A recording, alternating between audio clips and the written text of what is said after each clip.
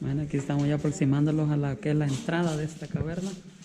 El recorrido, ¿cuánto quedó el recorrido? Una hora más o menos, ¿eh? So we call this room here chimney room, and that's not because of the obviously man-made fireplace over there, but because just above it, there used to be a natural chimney or flue that went 25 feet all the way to the surface. When Dr. Amos and his men first came down into the caverns, it had grown very late, so he and his men decided to have a sleepover right here. They built a fire under that ledge over there, expecting the smoke to roll out the way we just came, but instead the smoke rolled up the wall, across the ceiling, and out the natural chimney. In 1939, when they first opened up the caverns, they used this natural chimney to their advantage and built that fireplace around it, so that way they could keep guests warm while they were waiting for their tours. Because this room right here was the original lobby of the Skyline Caverns. Now we're going to be seeing the cavern almost the exact same way that Dr. Amos did in 1937 when he first discovered it, except for a few minor improvements. The first of those improvements being the floor. It used to be 14 inches of mud and clay. We put down limestone, sand, and gravel, which proves a lot better walkway. We've also installed retaining walls, handrails, and steps in certain areas for safety measures. And over 3,500 floodlights. Now speaking of those lights, during the tour today, I'm going to be turning them on in front of us and off behind us. This isn't to scare anyone, this is just part of the job requirement. Here in the caverns, we have an issue with moss and algae growth. Moss and algae is not natural to our caverns. When we come down from the surface, we have spores and pollen on our clothing. That mixed with the humidity of the caverns and the heat from the white lights causes moss and algae to grow. So I turn off the lights to try to cut down on that growth. Alright, please follow me down this way.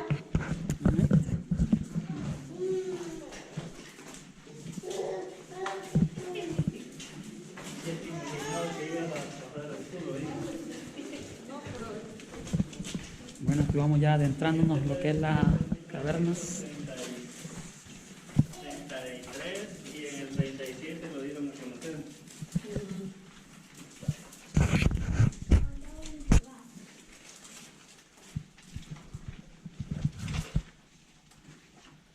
Alright, so just along this wall here, we have 3 of our basic cave formations. We have a stalactite up there, which hangs tightly to the ceiling. Then just below it is a stalagmite, which might reach the ceiling someday.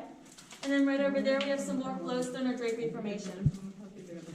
Now all 3 of these are formed in similar ways. Water seeps in from the ceiling above, collecting minerals from the rocks as it comes down. That water will collect in a certain area, and if it evaporates on the ceiling, it'll leave behind the minerals there, forming the stalactite. But if the water has a chance to drip down, it'll land in either the wall or the floor, leave behind the minerals there, and form the stalagmite. Now the flowstone is formed in almost the exact same way as a stalactite, except for the water comes in at an angle, flowing along the cavern walls, which gives it that drapery effect. It takes about 120 years for only 1 cubic inch of these to form. So in about 2,000 years, this stalactite and this stalagmite will come together and form a column. And just around the corner here, I can show you a fully formed column.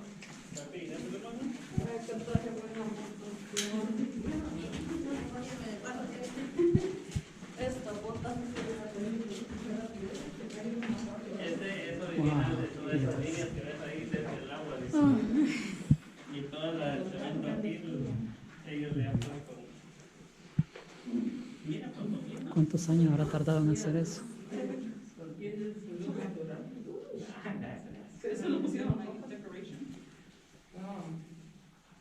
Alright, so just above me here is that fully formed column I mentioned just a bit ago.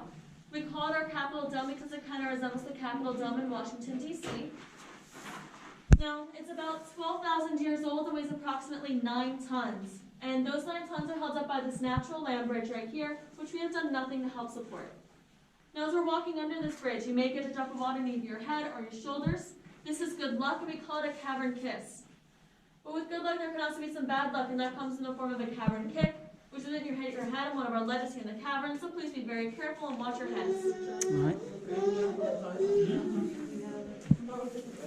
Son 12.000 años de antigüedad, dice, ¿cómo va a ser el segundo 12.000 años de antigüedad si apenas vamos en 2000? Mire cómo se forma aquí las pequeñas planas. Luego con la cabeza. No, nosotros no necesitamos. Wow, mira aquí.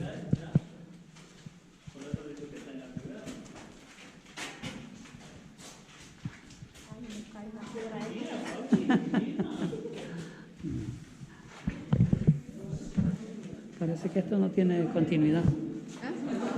Parece que no tiene. Ahí sigue.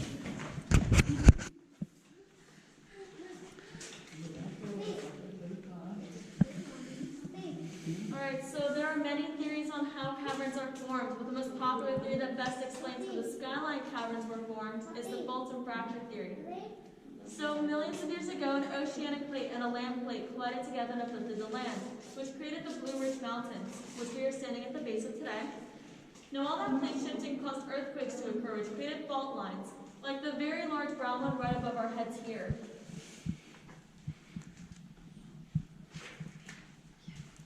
Now, the Shenandoah Valley used to be entirely covered in an inland sea, and water from the sea seeped in through the fault lines and created gigantic underground rivers. These rivers washed away all the less dense rock and created the ceilings, walls, and floors that we have today. And evidence of this is shown right along this wall here. These horizontal lines in the rock are water lines, and you can see as they slowly recede all the way down into the lower levels.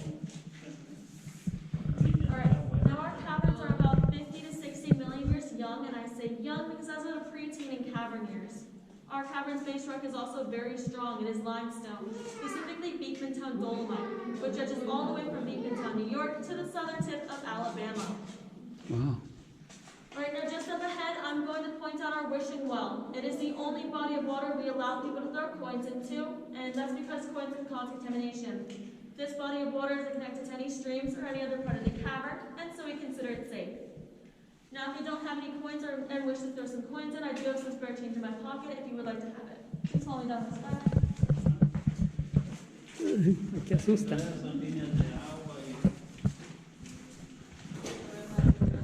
Miren todo esto.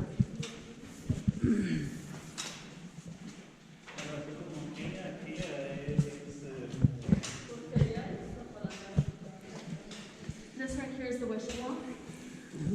Okay.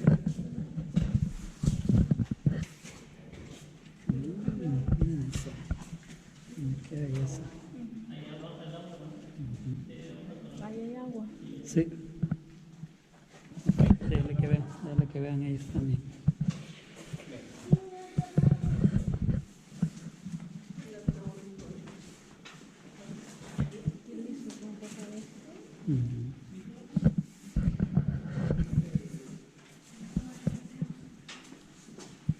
So how far down we are now? Right now, we are about 100 feet below the Earth's surface.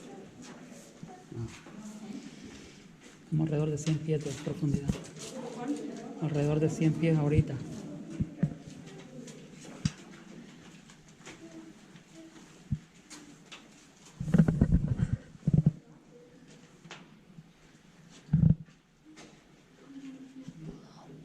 Right, so this very large rock right here is called hanging rock, and that's because it's hanging on by only one of its 6 sides and weighs approximately 16 tons.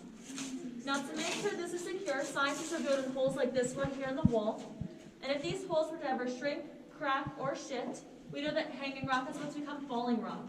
And so scientists come up every year to check it out and make sure it's secure. Now, just up ahead, I'm going to point out the first of 3 streams that I'll be showing you on the tour today. It is called Trout Stream, and you'll see why in just a second. As we're heading down this way, it is a little steep, so please be very careful and watch your step.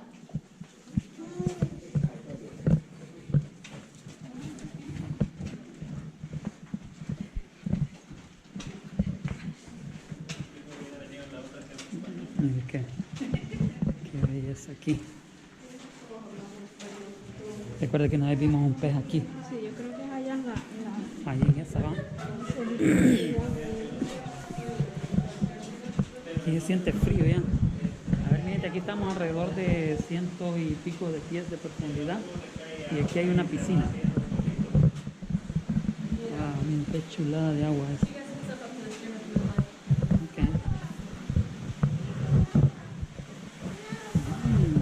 Se ve hondo, va, pero está pachito. Sí, está pachito. Como se ve la sombra de... Un espejismo, allá anda el pez, mira. ¿Hay un pescado? Allá anda el pez. Wow.